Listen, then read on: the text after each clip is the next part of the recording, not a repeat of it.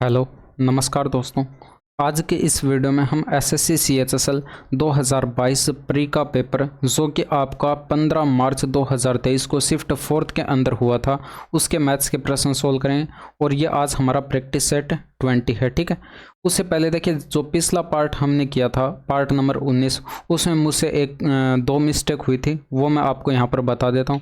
भाई एक तो यहाँ पर ये 23 नंबर प्रश्न था, इसमें जो है ये आपको यहाँ पर त्रिभुज की 3 भुजाएं दे रखी थी। मैंने आपको बताया था कि यहाँ पर ये ट्रिपलेट दिया गया है और यहाँ पर जो है वृत्त के परिधि यानी कि सर्कम्फेरेंस आपको कैलकुलेट करना था। तो त्रिज्या का ये आपके पास हाइपोटेनस जो है इसका आधा यहाँ पर वृत्त की त्रिज्या हो जाती, ठीक है। तो परिधि कैलकुलेट करते 2πr और r की जगह यहाँ पर हमें 25 लिखना था, ठीक है। तो ये बोलते बोलते जो है मैंने यहाँ पर 50 लिख दिया था। बाकी यहाँ पर ये कैलकुलेट करेंगे तो 50π आपके पास आंसर आ जाएगा, ठीक है। और एक प्रश्न था ये आपका 21वां, और यहाँ पर 21वें में देखिए सभी विषयों में x द्वारा प्राप्त किए गए कुल अंकों का सभी विषयों में y द्वारा प्राप्त किए गए कुल अंकों से अनुपात बताना था। तो हमें यहाँ पर x का टोटल करना था और मैंने यहाँ पर क्या किया कि x का टोटल करते करते जो है यहाँ पर जो है लास्ट में ये y का यहाँ पर इनके साथ कैलकुलेट कर लिया था। ये दो डाटा हमने y की कैलकुलेट कर ली थी, लेकिन फिर भी भाग्यवंश जो है हमारा आंसर जो है वो सही आया था, क्योंकि यहाँ पर इनका टोटल करने पर भी हमारे पास 980 आया। अगर आप यहाँ पर देखिए 40 और 80 ये 40 और 220 लेते तब भी आपके पास ये 980 आता, ठीक है। तो यहाँ पर ये आपको 40 और 280 यहाँ पर ये ऐड करने थे, ये 180 और ये 80 ऐड नहीं करना था, ठीक है। तो ये दो छोटी छोटी मिस्टेक्स थी, इसके लिए मैं आपसे क्षमा चाहूँगा, ठीक है।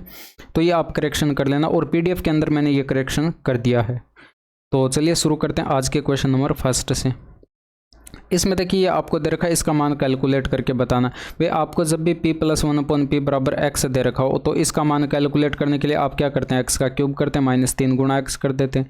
तो यहाँ पर 5 का क्यूब 125 हो जाएगा, -3 गुणा 5 15 माइनस करेंगे 110 आंसर आ जाएगा, ठीक है। तो ये आप माइंड में कैलकुलेशन करके इसको सोल्व कर सकते थे। अब इसमें देखिए इसका मान कैलकुलेट करके बताना है। तो यहाँ पर ऑफ का मतलब होता है मल्टीप्लाई, ये आपको पता होगा। अब देखिए अगर यहाँ पर ये डिवाइड का सिंबल होता तब आप यहाँ पर ये वाले ऑफ को पहले सोल्व करते, ठीक है। लेकिन यहाँ पर देखिए मल्टीप्लाई का ही सिंबल आपको दिया गया, तो अब आप इसमें किसी को भी पहले सोल्व कर सकते हैं, ठीक है। तो यहाँ पर ये 4 से काटेंगे 6 चौके 24 हो जाएगा, ये 4 त्रिका 12 दूनी का 24 हो जाएगा, ठीक है। 5 से ये 5 कट जाएगा, ऊपर आपके पास कितना आया 2 आया। यहाँ से सोल्व करेंगे तो ये आपके पास 8 त्रिका 24 हो जाएगा और ये आपके पास यहाँ पर 5 5 से 25 हो जाएगा, 5 से ये 5 कट जाएगा, ठीक है। तो यहाँ पर ये आपके पास 3 आया यानी कि माइनस का 3। बट्टे के अंदर इसको सोल्व करेंगे तो ये 4 से 4 कट जाएगा, 3 से 3 कट जाएगा, क्या आएगा 5/12 आ जाएगा। और यहाँ पर प्लस के अंदर इसको सोल्व करेंगे तो ये आपका 5 से 5 ये कट जाएगा, ऑफ का मतलब मल्टीप्लाई होता है, ये आपको पता होगा, ठीक है। और ये 6 दूनी का 12 हो जाएगा, 2 से ये 2 बार कट जाएगा, कितना आएगा 3/2 आएगा। अब इसको सोल्व करेंगे तो बट्टे में देखिए आपके पास 12 आएगा, ऊपर माइनस का 1 बचेगा, -1 से 12 जाकर गुणा होगा, ऊपर अंश में माइनस का 12 आएगा, आंसर लगा देते हैं ऑप्शन नंबर 3, ठीक है। बाकी हर में आप कैलकुलेट करते तो ये आपके पास यहाँ पर 5 और प्लस का ये देखिए 6 का 18 होता है, यहाँ पर 18 और 5 कितना होता है 23 होता, यानी कि -12/23 आंसर आ जाता। अब इसमें देखिए इन 5 वर्षों के लिए कंपनी की कुल आय और कुल व्यय के बीच कितना अंतर है, ये आपको कैलकुलेट करके बताना था। तो जो इंग्लिश वाले हैं वो पढ़ सकते हैं वीडियो को पॉज करके इसे, ठीक है। अब यहाँ पर देखिए इनकम और एक्सपेंडिचर के आपको यहाँ पर इनका टोटल करके जो है इनका अंतर आपको कैलकुलेट करके बताना। अब यहाँ पर इनका टोटल कर लीजिए, 800 600 1400 हो जाए 1900 हो जाएगा और ये आपके पास 2800 और 400 3200 हो जाएगा, ठीक है। और यहाँ पर वे का यानी कि एक्सपेंडिचर का टोटल करेंगे तो ये 700 और 400 1100 और 300 हो जाएगा 1400 और ये आपके पास 250 यानी कि 1650 हो जाएगा। अब डिफरेंस इनका देखें 1600 से 50 कम, यानी कि यहाँ पर ये 1550 आपके पास इनका डिफरेंस हो जाएगा, आंसर लगा दीजिए। नेक्स्ट देखें, एक बस स्टैंड से हर 50 मिनट के बाद एक बस समान दिशा में चलना शुरू करती है। मोहित विपरीत दिशा में 50 किलोमीटर/आवर की चाल से आगे बढ़ रहा है। यदि मोहित प्रत्येक बस से 10 मिनट में मिलता है तो बस की चाल क्या है। अब देखिए इस प्रश्न को समझिए, अगर ये प्रश्न आप समझ गए तो यहाँ पर जो है विद इन सेकेंड आप रेशियो मेथड से इसका आंसर बना सकते हैं। मान लीजिए यहाँ पर देखिए ये पॉइंट है, ठीक है, और एक पॉइंट यहाँ पर है। अब एक बस यहाँ से चली, एक बस यहाँ से चली और ये 50 मिनट के अंदर ये मान लीजिए यहाँ पर ये पहुँच जाती है, ठीक है। 50 मिनट का टाइम लेती है यहाँ पर दूसरे बिंदु तक पहुँचने में। अब इस 50 मिनट पर यहाँ पर ये बस पहुँच चुकी है। अब यहाँ पर इस 50 मिनट के बाद यहाँ से दूसरी बस शुरू होगी, ठीक है, और ये भी 50 मिनट के अंदर यहाँ पर पहुँच जाएगी और उसके 50 मिनट बाद तीसरी बस स्टार्ट होगी। तो ये प्रोसेस जो है यहाँ पर ये चलता रहेगा। और यहाँ पर मान लीजिए मोहित है, ठीक है, यहाँ पर मान लेते हैं ये मोहित है। अब ये मोहित जो है यहाँ पर ये खड़ा नहीं है, 50 किलोमीटर पर आवर की चाल से जो है बस के विपरीत दिशा में आ रहा है, ठीक है। तो यानी कि ये मान लेते हैं कि बस और यहाँ पर ये मोहित मान लीजिए रास्ते में कहीं पर मिले होंगे, मान लीजिए यहाँ पर मिले होंगे, ठीक है। तो ये मोहित द्वारा जो लिया गया टाइम, भाई मोहित प्रत्येक बस से 10 मिनट में मिलता है, यानी कि इस बस से यहाँ पर ये यहाँ तक जो चल के आया इसके द्वारा लिया गया टाइम कितना होगा, 10 मिनट का होगा, यानी कि 10 मिनट में मिल चुका है। अब ये यहाँ से लेकर यहाँ तक चला तो 10 मिनट लिया, तो बस यहाँ से लेकर यहाँ तक चलेगी, ये भी यहाँ पर 10 मिनट का टाइम लेगी, यानी कि यहाँ से लेकर यहाँ तक ये बस यहाँ पर आई तो ये भी यहाँ पर 10 मिनट का टाइम लेगी। बट यहाँ पर ये आपके पास 10 मिनट का टाइम तो ये हो चुका है, और पूरे रास्ते के दौरान जो है बस यहाँ पर कितना टाइम ले रही थी, 50 मिनट का टाइम ले रही थी। तो यहाँ से लेकर यहाँ तक जाने में बचा कितना टाइम, यानी कि यहाँ पर ये 40 मिनट का टाइम बचा। तो बस यहाँ से लेकर यहाँ तक जाने में कितना टाइम लेगी, 40 मिनट। अब देख लीजिए यही दूरी जो है ये मोहित कवर कर रहा है तो इसे 10 मिनट लग रहे हैं, और जबकि यहाँ पर ये बस तय कर रही है तो इसको कितना मिनट लग रहा है, 40 मिनट लग रहा है। भाई मोहित को यहाँ पर 10 मिनट और यहाँ पर बस को 40 मिनट। ये आपके पास डिस्टेंस तो अब सेम हो चुकी है, और इसके दौरान जो है इनके द्वारा लिए गए टाइम आपके पास आ चुके हैं, ठीक है। तो अब इनके टाइम का रेशियो बना लीजिए, बस और ये मोहित। अब यहाँ पर इनके द्वारा लिया गया टाइम का रेशियो अगर बनाएंगे तो बस के द्वारा लिया गया टाइम 40 मिनट है और इसके द्वारा लिया गया टाइम 10 मिनट है। जब रेशियो बनाएंगे तो 4:1 आ जाएगा। ये इनके टाइम का रेशियो है। तो स्पीड का रेशियो यहाँ पर इसका व्युत्क्रमानुपाती होता है, यानी कि ये 1:4 हो जाएगा।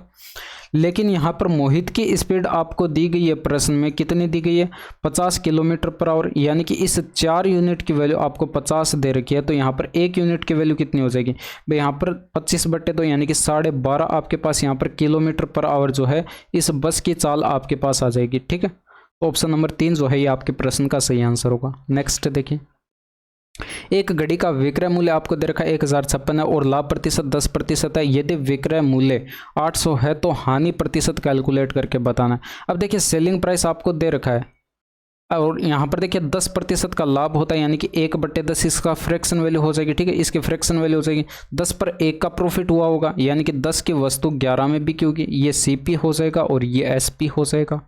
बट यहाँ पर विक्रय मूल्य आपको दे रखा था 1056, यानी कि इस 11 की वैल्यू आपको दे रखी है 1056।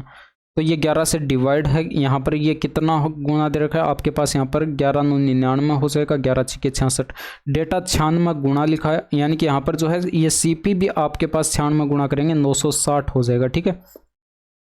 लेकिन वहीं पर ये वस्तु अगर 800 में बेची जाती, अगर ये 800 में बेची जाती तो यहाँ पर देख लीजिए कितने का लॉस होता, 160 का लॉस होता। कितने पर, 160 का लॉस होता। यहाँ पर कितने पर होता, तो यहाँ पर ये 960 पर होता और गुणा कर देते 100 से। तो यहाँ से ये 0 से 0 कट जाता, 16×6 में 1/6 की प्रतिशत वैल्यू आपके पास कितनी आ जाती, यानी कि यहाँ पर जो है ये 16 से 2/3% होता। तो यानी कि आप इसको लिख सकते हैं 16.66%, यानी कि ऑप्शन नंबर फर्स्ट जो है ये आपके प्रश्न का सही आंसर आ जाएगा। ये माइनस का चिन्ह जो है यहाँ पर ये लॉस को रिप्रेजेंट करता है, ठीक है, हानि को रिप्रेजेंट करता है। अब इसमें देखिए ये A दे रखा है, B दे रखा है और A² - B² का मान कैलकुलेट करके बताना है। तो यहाँ पर आप क्या कर सकते हैं, इसका A का स्क्वायर करेंगे और B का स्क्वायर करेंगे। भाई यहाँ पर आप दोनों साइड स्क्वायर करेंगे, ठीक है, ये दोनों साइड आप यहाँ पर स्क्वायर करेंगे और फिर यहाँ पर इनका डिफरेंस कैलकुलेट कर लेंगे तो आंसर आपके पास आ जाएगा, ये ऑप्शन नंबर 3। बट यहाँ पर देखिए ये आपके पास ये कोस सेक थीटा आ रहा है, ये और ये कोट थीटा आ रहा है। तो अगर आप ये स्क्वायर करेंगे तो इनको लिखने में बार बार में टाइम वेस्ट होगा, ठीक है। तो आप यहाँ पर क्या करेंगे, ये जो थीटा दे रखा है इस थीटा की जगह आप क्या रख लीजिए, 45 डिग्री रख लीजिए, ठीक है। थीटा बराबर 45 डिग्री रखेंगे तो ये आपके पास यहाँ पर A बराबर कितना आ जाएगा भाई, कोसेक 45 का मान √2 होता है, यानी कि A√2 आ जाएगा। प्लस में कोट 45 का मान 1 होता है तो यानी कि B × में 1 करेंगे, ये B आ जाएगा। इसी तरह से यहाँ से B बराबर क्या आ जाएगा, B बराबर आ जाएगा A × में 1 यानी कि A आ जाएगा और प्लस में B × में √2 यानी कि आपके पास B√2 आ जाएगा। अब आप यहाँ पर क्या करेंगे, इसका दोनों साइड स्क्वायर कर लेंगे, ठीक है। इसका भी यहाँ पर दोनों साइड स्क्वायर करेंगे और इसका भी दोनों साइड स्क्वायर करेंगे। तो A + B का होल स्क्वायर का फॉर्मूला लगा दीजिए, यानी कि यहाँ पर ये 2a² हो जाएगा प्लस b² हो जाएगा प्लस में 2 रूट 2ab हो जाएगा, ठीक है। और यहाँ से अगर इसका स्क्वायर करेंगे तो ये आपके पास क्या आ जाएगा भाई, ये आपके पास a का स्क्वायर आ जाएगा प्लस में 2b² आ जाएगा और प्लस में 2 रूट 2ab आ जाएगा, ठीक है। अब आप इनका फटाफट से जो है डिफरेंस कैलकुलेट कर लीजिए, यानी कि यहाँ पर a² में से b² माइनस कर दीजिए। जब आप ये करेंगे तो यहाँ पर देखिए 2a² है और प्लस का b² है और प्लस का 2 रूट 2ab है और इसमें से माइनस करेंगे ये वाले तो ये सारे टर्म माइनस में हो जाएंगे, यानी कि माइनस का 2b² हो जाएगा माइनस 2 रूट 2ab हो जाएगा। आप चाहें तो डायरेक्ट भी आप इनको माइनस कर सकते थे, यहाँ पर मैं लिख लिख के समझाना आपको ये ज़्यादा पसंद करता हूँ, ठीक है। तो इसलिए मैं एक्स्ट्रा यहाँ पर कुछ लिख रहा हूँ। अब यहाँ पर देखिए ये a² 2a² में से घटेगा तो a² बचेगा और ये माइनस का 2b² और ये प्लस का b² है तो माइनस का b² आ जाएगा। आंसर आ जाएगा ऑप्शन नंबर 3, ठीक है। नेक्स्ट देखिए, अब इसमें देखिए एफ, आई और जे में बनाए गए औसत रन कितने हैं। तो एफ में आप देख सकते हैं ये 18% आपको दिखाई पड़ रहे हैं और ये 24 और ये 6%, यानी कि 30 18 ये 48% हो जाएगा। और औसत कैलकुलेट करेंगे तो 3 का भाग लगाएंगे, यानी कि यहाँ पर ये आपके पास आ जाएगा। और ये 300 रन आपको यहाँ पर प्रश्न में कुल रन दे रखे थे, यानी कि ये 100% की वैल्यू दे रखी थी, क्योंकि केंद्र पर जो कोण बनता है वो 100% बनता है अपने आप में। तो ये 100% की वैल्यू आपको 300 दे रखी थी, तो 300/100 से आप इसको गुणा कर दीजिए तो ये 2 0 से 2 0 कट जाए, 3 से 3 कट जाएगा, 48 आंसर आ जाएगा। बाकी इंग्लिश वाले यहाँ से पढ़ सकते हैं वीडियो को पॉज करके। इसमें देखिए समान त्रिज्या वाले दो वृत्त एक दूसरे को इस प्रकार प्रतिच्छेद करते हैं कि प्रत्येक वृत्त एक दूसरे के केंद्र से होकर गुजरता है। उभयनिष्ठ जीवा की लंबाई 24 सेंटीमीटर, तो प्रत्येक वृत्त का व्यास क्या होगा।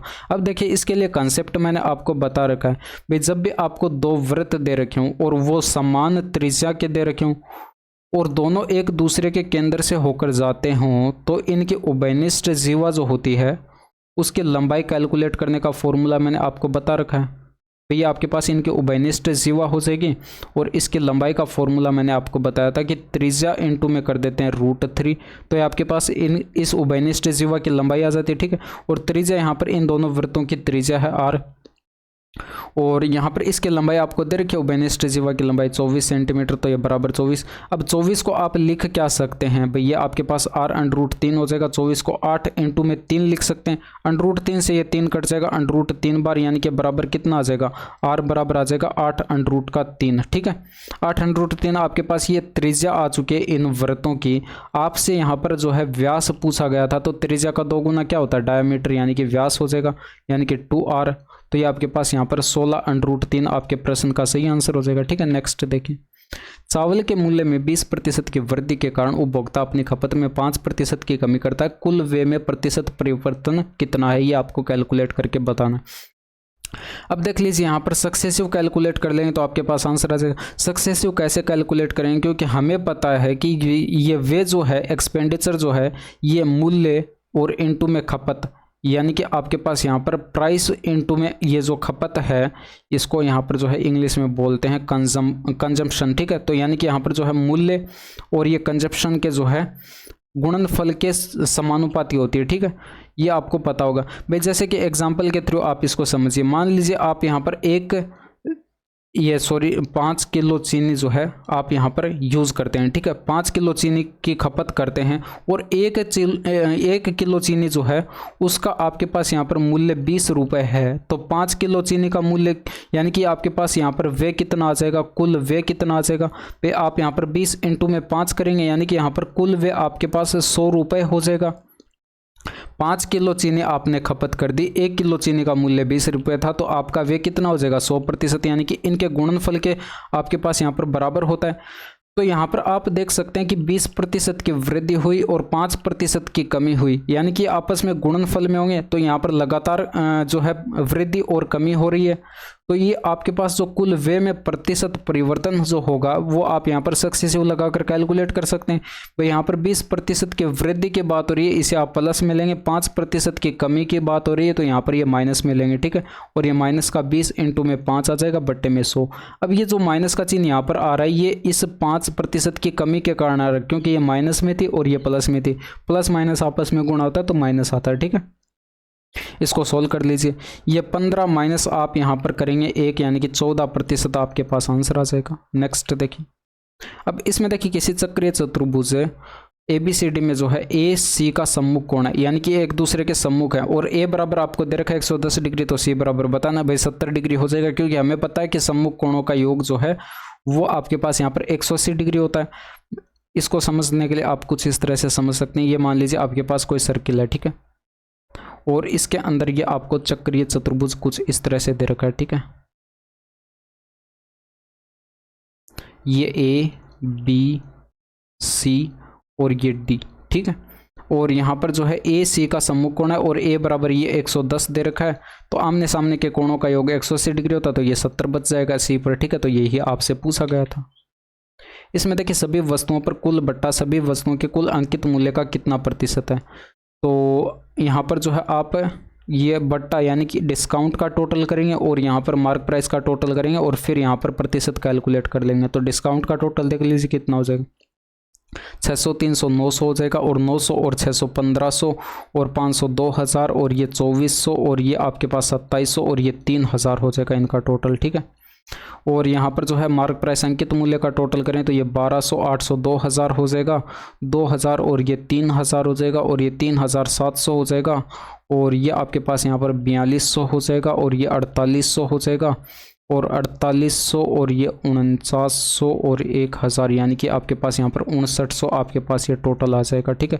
अब ये इसका कितना प्रतिशत है, 3000 जो है ये 5900 का कितना प्रतिशत है, ये आपको कैलकुलेट करना था। तो 100 से गुणा करा दीजिए, 20 से 20 कट जाएंगे। बट्टे में क्या आया, 59 आया।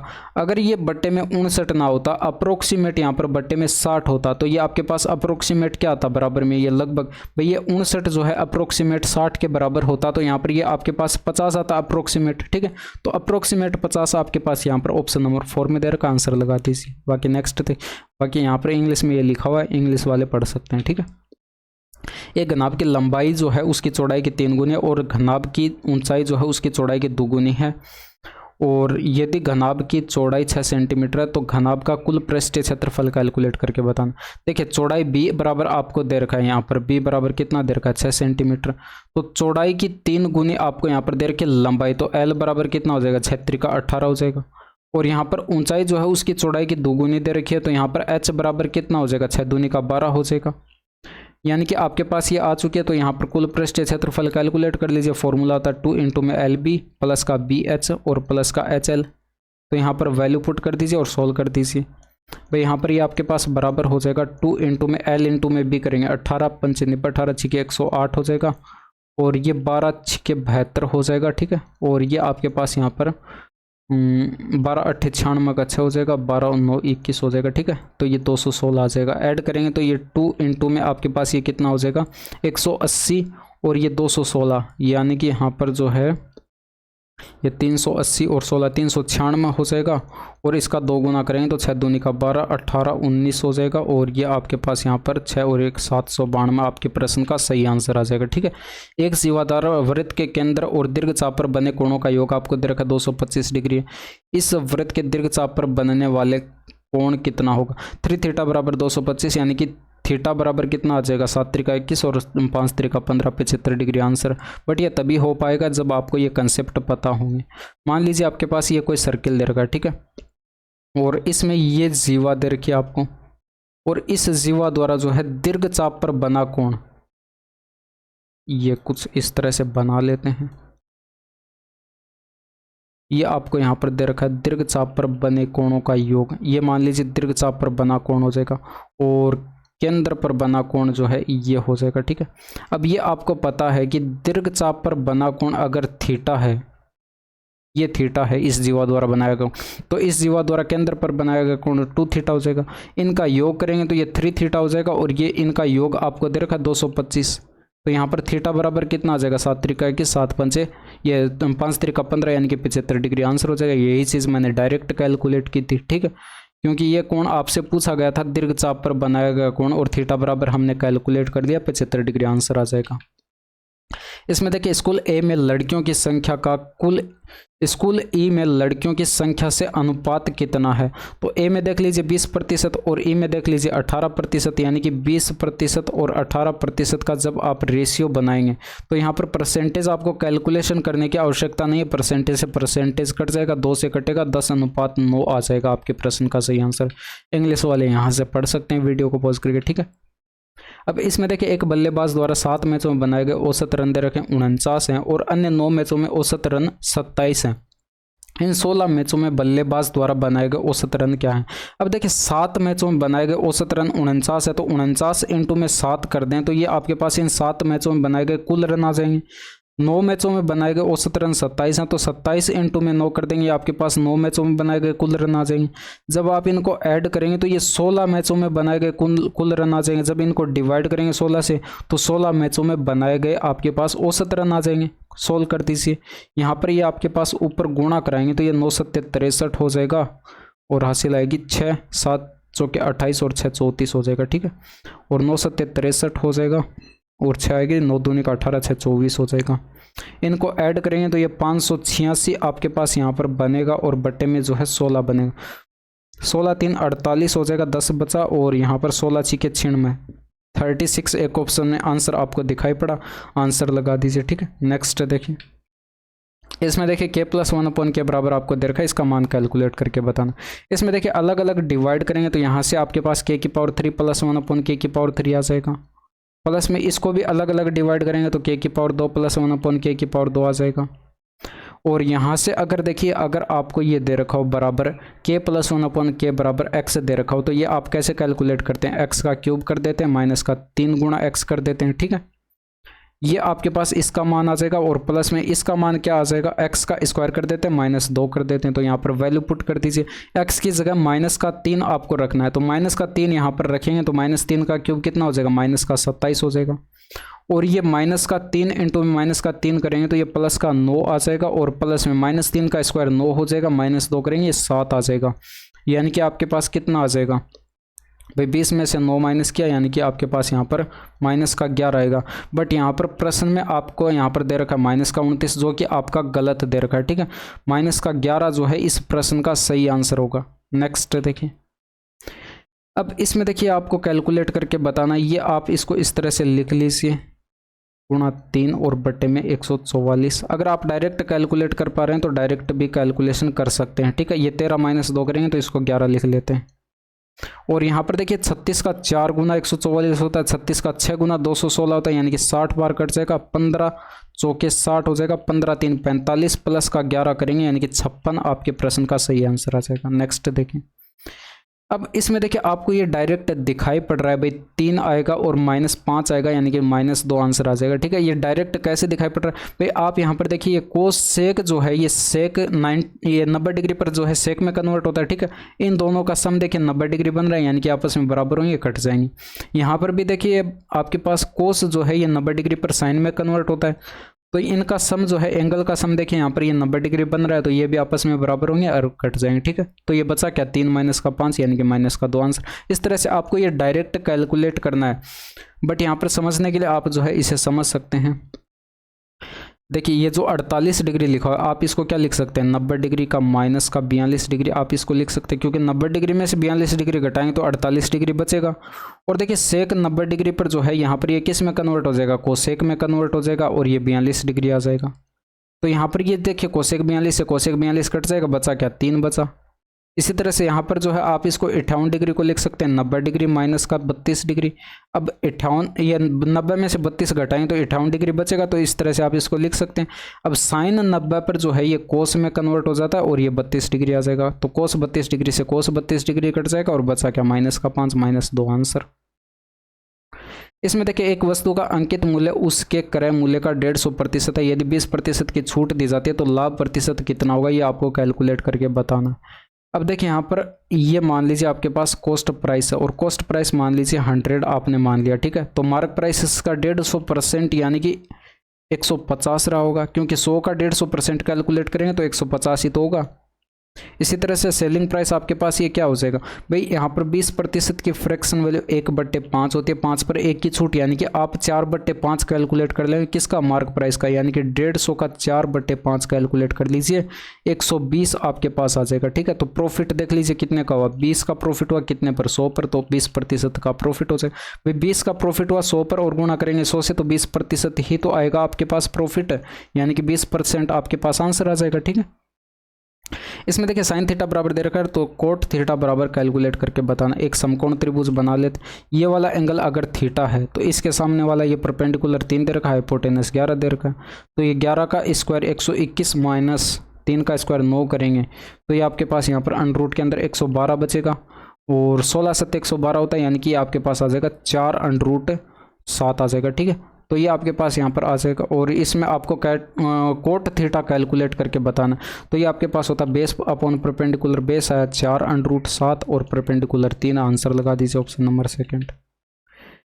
अब इसमें देखिए ये आपको दे रखा है और इसका मान कैलकुलेट करके बताना है। भैया आपके पास यहाँ पर 2 कॉमन लेंगे तो a cube plus b cube बचेगा ब्रैकेट के अंदर, और ये आपको पता है इसका फॉर्मूला क्या होता है, a प्लस बी का होल क्यूब, और माइनस कर देते हैं 3ab इंटू में कर देते हैं a प्लस का भी। अब देखिए फॉर्मूला मैंने यहाँ पर लिखा, आपको एग्जाम में फॉर्मूला तो लिखना है नहीं, क्योंकि वहाँ पर आप किसको एक्सप्लेन करके समझा रहे हो, आपको यहाँ पर डायरेक्ट वैल्यू पुट करनी है और कैलकुलेशन कर देनी है। तो 2 इंटू में आ जाएगा, यहाँ पर देखिए 3 का क्यूब करेंगे 27 हो जाएगा, माइनस 3 गुणा 2 6 हो जाएगा, और 6 त्रिका 18 हो जाएगा, और डिफरेंस करेंगे तो 9 बचेगा, 9 दूनी का 18 आंसर आ जाएगा। ठीक है, नेक्स्ट देखिए कैलकुलेशन आपकी थोड़ी सी थी। इसमें देखिए राजीव ने एक कंपनी में चक्रवृद्धि ब्याज पर 2 वर्ष के लिए जो है 3000 का निवेश किया, इस पर उस कंपनी ने उसे रुपये 1320 का ब्याज दिया। राजीव द्वारा निवेश की गई राशि पर वार्षिक ब्याज दर कितना, ही आपको कैलकुलेट करके बताना। तो एक चीज़ यहाँ पर देखिए 3000 पर ब्याज मिला कितने का, 1320 का, तो 1320 जो है ये 3000 का कितना प्रतिशत है, ये कैलकुलेट कर लीजिए।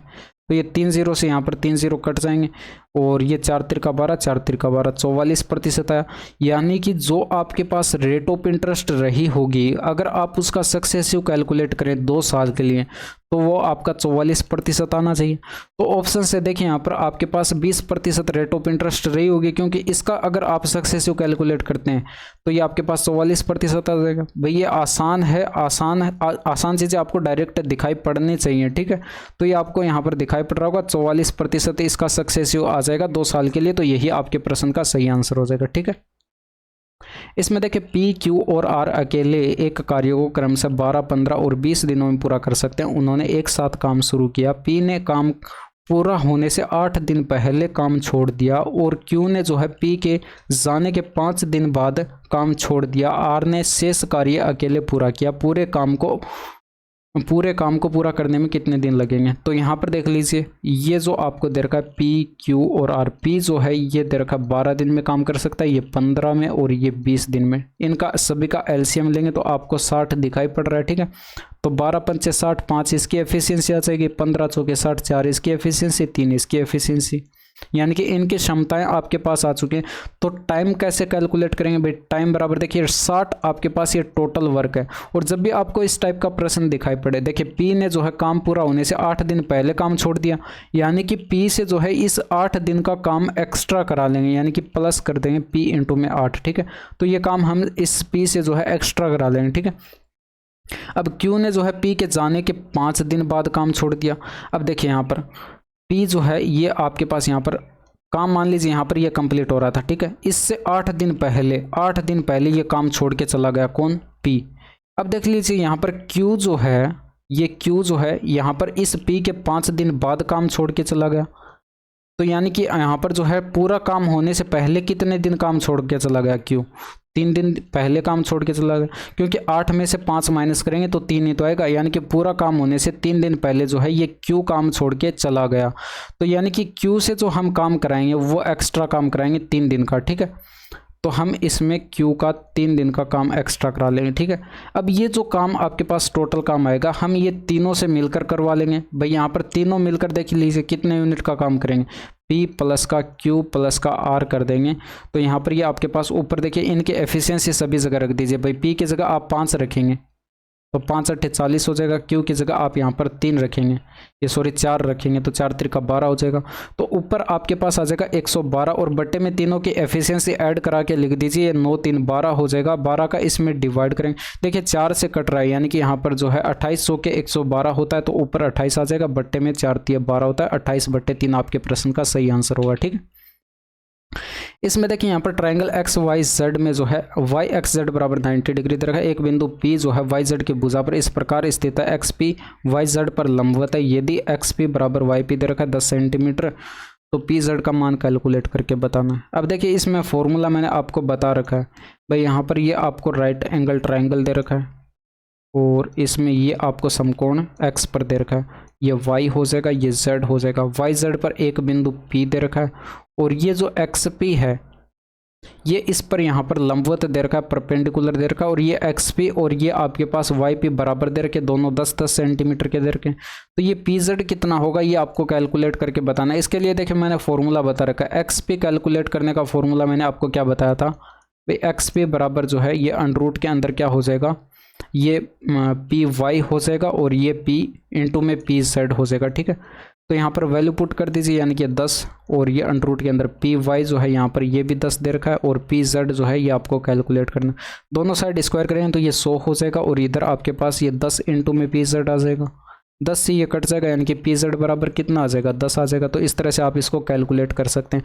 और देखिए ये एक्स पी कैलकुलेट करने का फॉर्मूला एक और भी मैंने बताया था, वो यहाँ पर काम में आपको नहीं लेना भाई। एक्स पी बराबर मैंने आपको बताया था कि ये एक्स वाई और इंटू में आपके पास क्या होता है एक्स जेड इंटू में एक्स जेड और बट्टे में आपके पास यहाँ पर वाई जेड हो जाएगा। ठीक है, तो ये वाला फॉर्मूला यूज़ करके भी आप यहाँ पर एक्स पी कैलकुलेट कर सकते हैं, बट यहाँ पर ये वाला फॉर्मूला लगेगा नहीं, क्योंकि यहाँ पर एक्स वाई और एक्स जेड जो है ये आपको नहीं दे रखे। ठीक है, नेक्स्ट देखिए, अब इसमें देखिए यहाँ पर ये रुपये 12,029 की राशि को P, Q और R में जो है इस प्रकार विभाजित किया गया कि P का हिस्सा Q के हिस्से का 5 गुना है और R का हिस्सा जो है P के हिस्से का 1/3 है। तो R का हिस्सा कितना होगा, तो इस तरह से ये लिख लीजिए P, Q और R।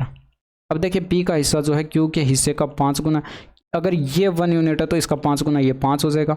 और R का हिस्सा जो है P के हिस्से का 1/3 दे रखा है, यानी कि ये 5, P अगर 5 है तो इसका 1/3 यानी कि 5/3 हो जाएगा। जब आप इनका रेशियो बनाएंगे तो इनको 3 से गुणा करा दीजिए, 15 हो जाएगा और ये 3 हो जाएगा और ये 5 हो जाएगा। ये इनके पास इनके जो है रेशियो आ जाएंगे आपके पास। ठीक है, अब यहाँ पर जो है इनके हिस्से के रेशियो आ जाएंगे और यहाँ पर इनका टोटल करें तो ये आपके पास 18 और ये आपके पास 5 23 हो रहा है इनका टोटल। ये आपके पास इनके हिस्सों का जो है टोटल कितना हो रहा है 23 हो रहा है, जबकि यहाँ पर टोटल राशि आपको दे रखी है 12,029, यानी कि इसका कितना गुना दे रखी भाई 23 पंच 115 हो जाएगा, 5 बचेगा उतारेंगे 2 और 23 दूनी 46 हो जाएगा और यहाँ पर जो है 6 बचेगा, 23 3 69, 523 गुना दे रखा है। आपसे पूछा किसका गया, आपसे पूछा गया आर का, यानी कि अभी आपके पास 5 यूनिट ना होकर 5 का 523 गुना हो जाएगा। तो इकाई का अंक आपके पास 5 आएगा, आंसर लगा दीजिए ऑप्शन नंबर फर्स्ट। ठीक है, तो ये थे आपके पूरे 25 के 25 प्रश्न और यहाँ तक की वीडियो कैसी लगी कमेंट करके ज़रूर बताइएगा। बाकी मिलते हैं आपसे नेक्स्ट वीडियो में। That's all for today, thank you, धन्यवाद, बाय बाय, टेक केयर।